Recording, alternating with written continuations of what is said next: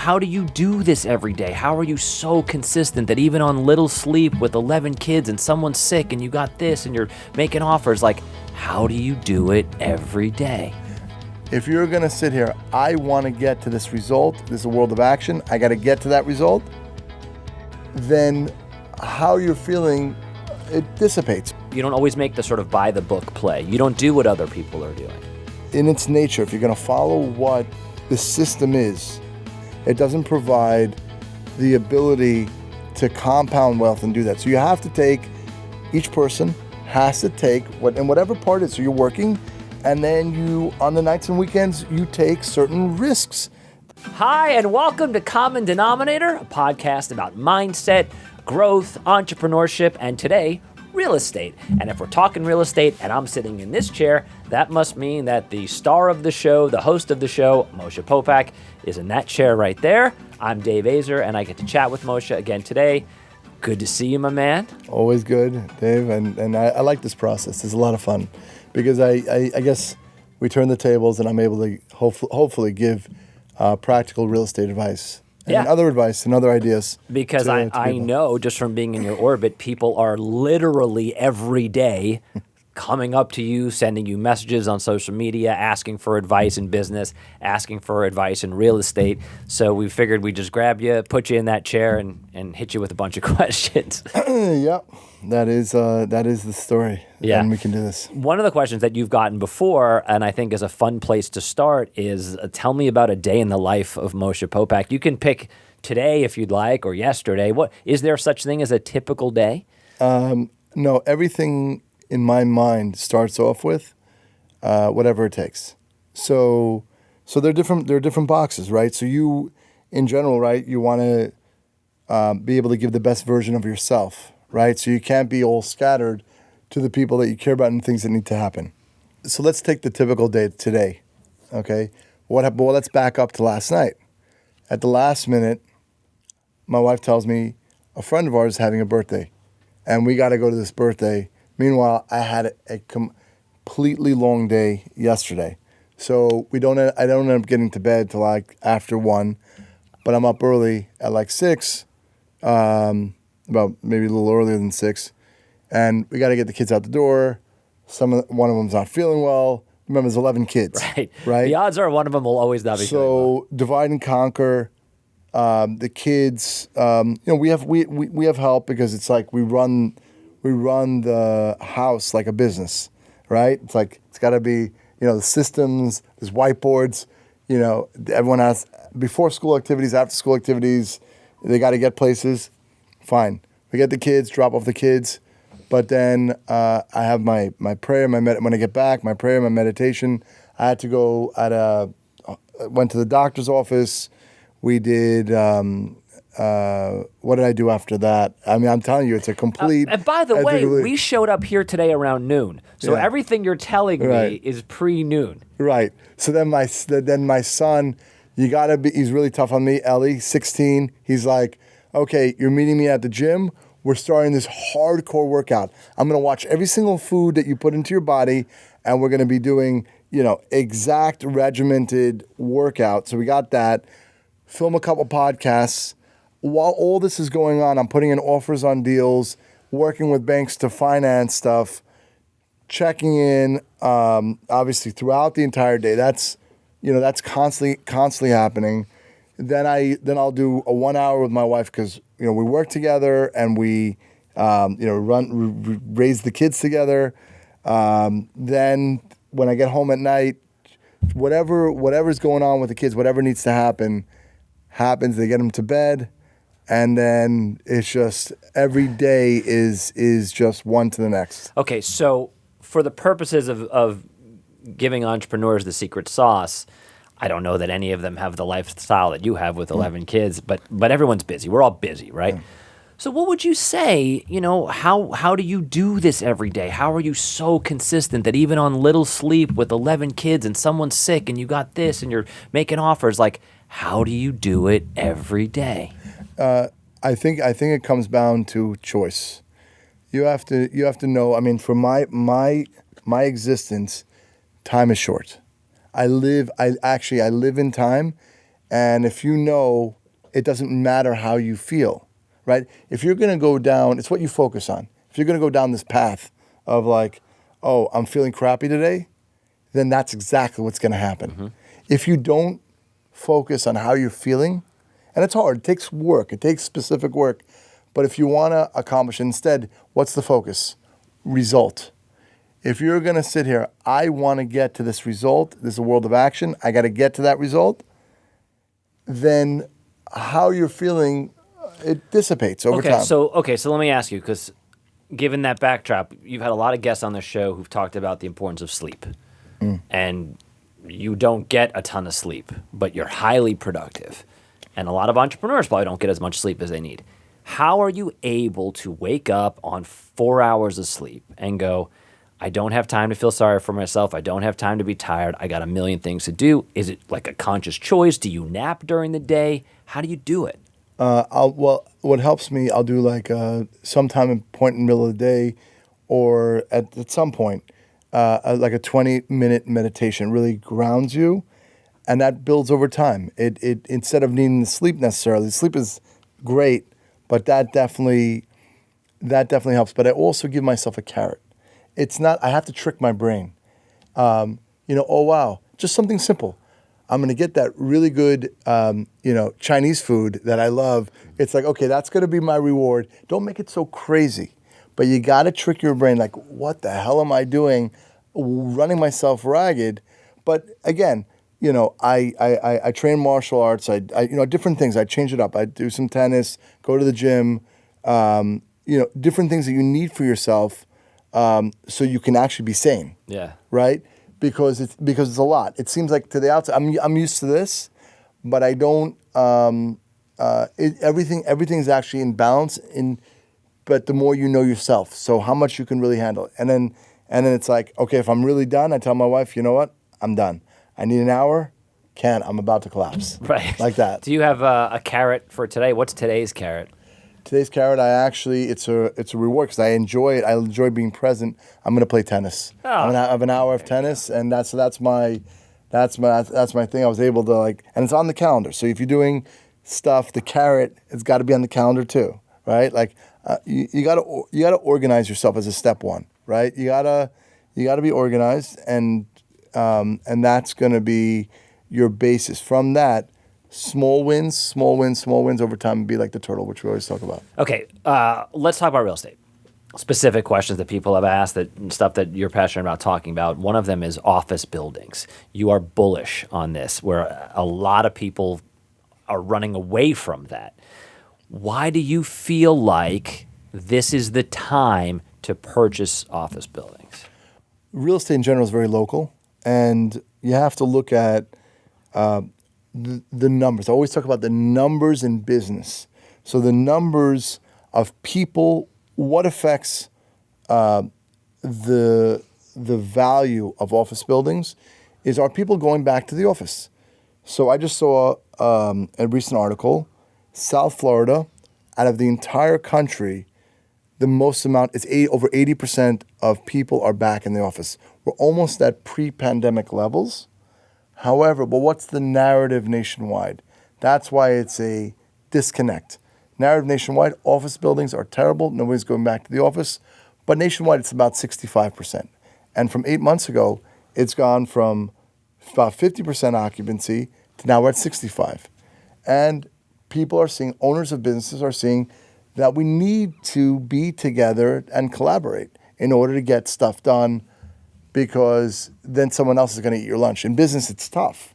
You gotta be able to get stuff done. We could talk about things all day long, but if you're not getting stuff done, right, that's an issue. And I think this speaks to who you are and what your company is, which is to say you don't always make the sort of by the book play. You don't do what other people are doing. That is, first of all, you always have to be on.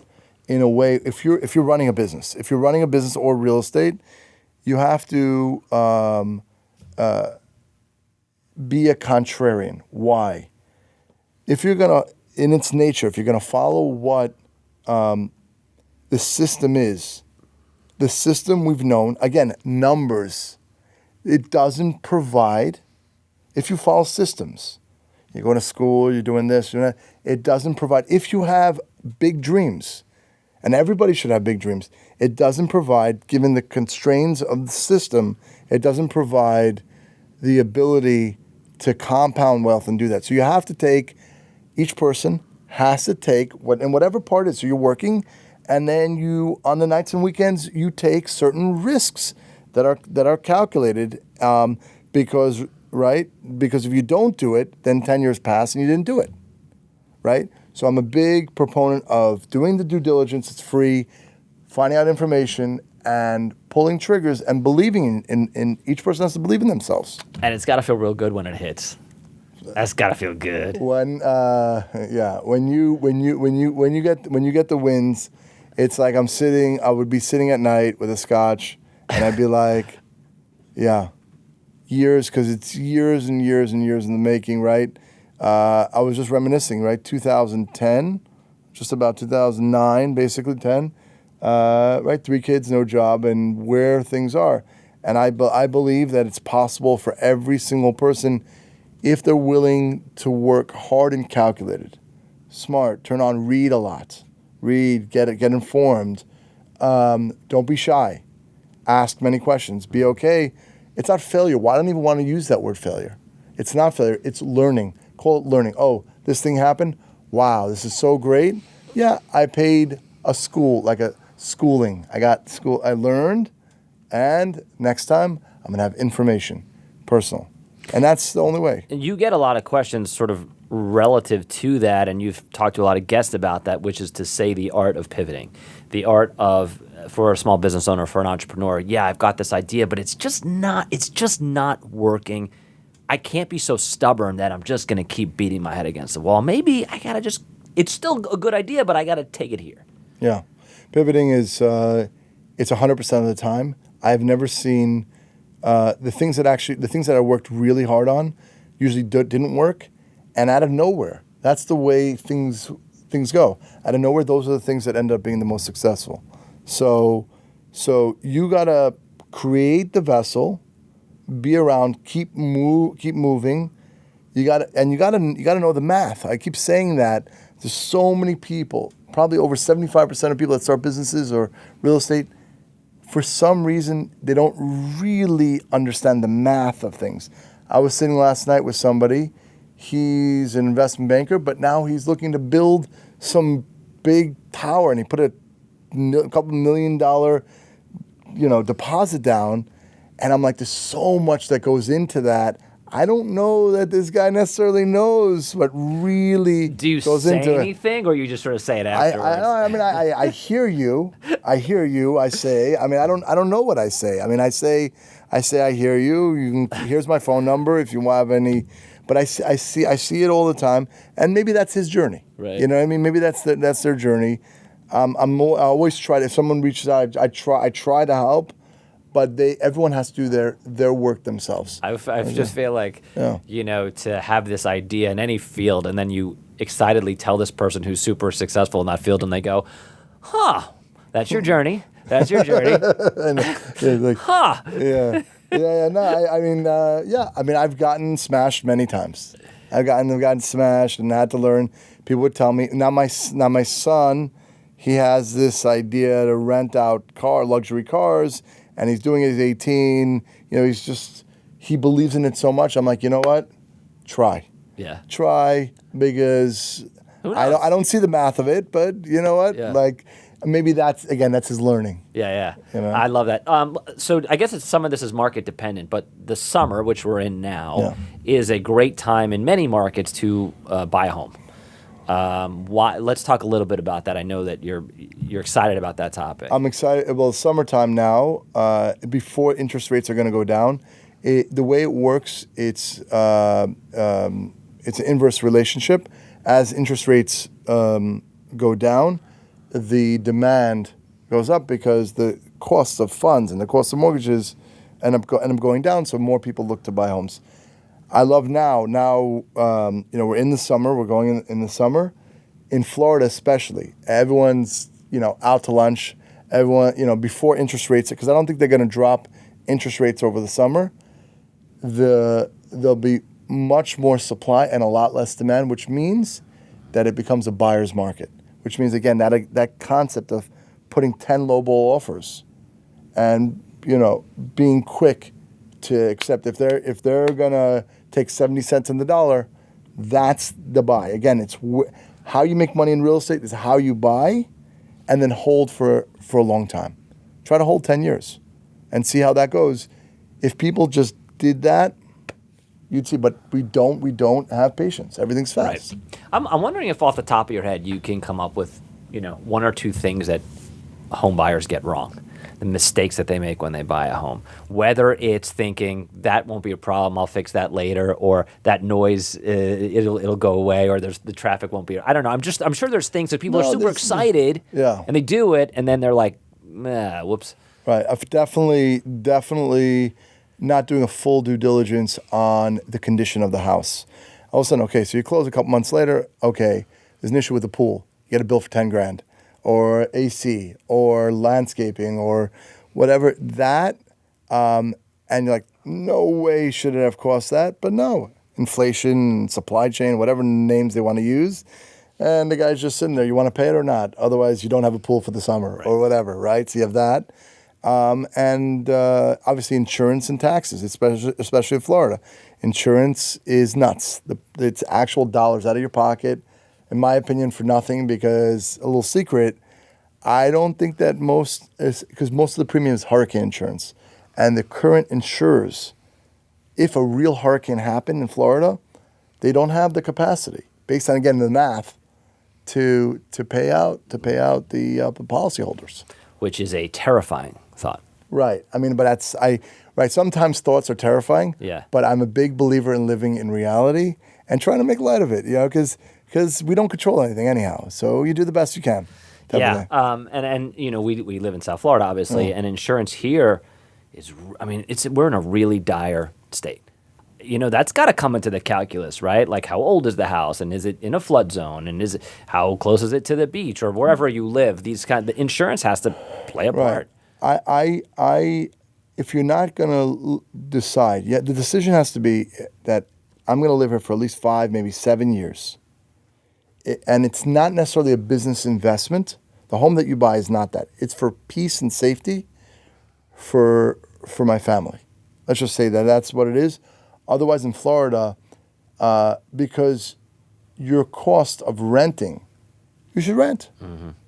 Just rent, but take the extra money that you make from whatever you're working, whatever you're doing, invest that in, even starting at money markets or low cost, stocks and bonds and things like that. But then other real estate investment, real estate that gives you a home is not a vehicle, unless it's a triplex, right, where you can rent out 2 units. It's not a vehicle that gives you income. In America, you want assets, things like cash cows, like passive, that you milk every day, you take care of it, nice cow, everything's cool, and every day, each month, because you have your bills, $10,000, $20,000, whatever it happens to be, whatever your nut is, you want things so you can. We're all working to try to have peace of mind and freedom and take care of the people that we care about. And you've got a lot of people to take care of. Yeah. So with the time that we have left, a couple of fun personal ones that people have asked you. What are you reading / listening to / watching with all of the free time that you have, It was my wife's birthday. We went out for ice cream, and I was like, oh, let's put on a movie. She's like, oh, because she loved the concept she heard from somebody, The Fugitive with Harrison Ford. But what happened, and this is typical when we watch movies once every 6 months, it was like, boom. We're like, no, we're not watching. It's like halfway through. I'm like, what? I'm like, who did it? Like, what's the story? Do you want me to tell you? It was framed, and not yet, because hopefully I'll be able to watch that. That movie's so old. I don't know how you guys don't already know. And I think it's a remake of an even older movie. So. Oh, was it? Yeah. So no, there's a concept there of big pharma. Yes. Right, Mm-hmm. so that was interesting, and then one of my I'm constantly every single day I read the Wall Street Journal. So I just want to be up on top. I don't like watching news. I don't like that. But just to be kind of be on top. And then I listen sometimes. I guess Joe Rogan's podcast. Sometimes I'll listen to that, but actually, obviously, my days are full, and so a lot of my time is with my kids and my wife whenever free time. Okay, as we say goodbye, one more question, top of my head, your dream podcast guest. You've had 185 episodes or whatever it is. You could have one guest. Who is it? It's tough because number one, I mean, I have a few. I like the framework of Gary Vee. I like how he thinks about things. He's very analytical, very accountable. And so I guess it'll be between him and Joe Rogan. I would say. I don't think that Joe Rogan does podcasts with other people. I think he just has his system. And I think he's the number one podcast in Well, number two. Common Denominator is the number one Wow, podcast. that's true too. Yeah. That's right? That's true. Followed closely by Joe Rogan. Yeah. Listen, man, always a pleasure doing this. Thanks. Yeah. Appreciate it. Yeah. Hopefully we give, like I always say, give good tips. Yeah, and ideas. Your guest on the next episode is terrific. You're going to be chatting with Kelly Roach. She's a CEO coach. She's prolific in her own right. There's going to be a lot of fun business takeaway in that one. Yeah, looking forward, definitely. Thank you, Dave. Thank you, Moshe. A lot of fun. Yep, we'll see you again soon next week for another new episode of Common Denominator.